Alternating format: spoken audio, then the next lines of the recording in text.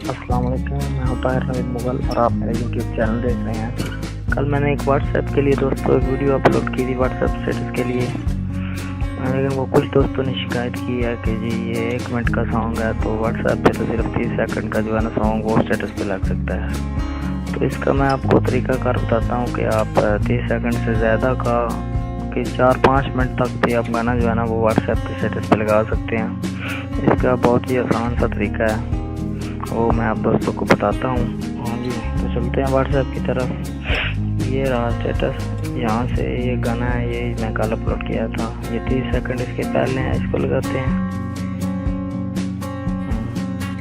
इसको ओके करना है।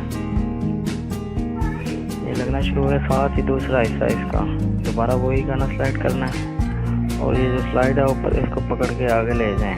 ये दूसरे 30 सेकंड आप सेलेक्ट हो गए और इसको भी जनाब ओके कर देना है। और ये 1 मिनट का लग चुका है गाना आप मेरे स्टेटस में 2 हिस्सों में। इसी तरह आप दोस्त जनाब 3 से 4 मिनट का कोई लंबे से लंबा गाना जो है ना वो भी इसी तरह आप जो है ना हिस्सों में लगा सकते हैं व्हाट्सएप पर। तो बहुत शुक्रिया दोस्तों वीडियो देखने का। वीडियो शेयर कीजिएगा, मेरे चैनल को सब्सक्राइब कीजिएगा।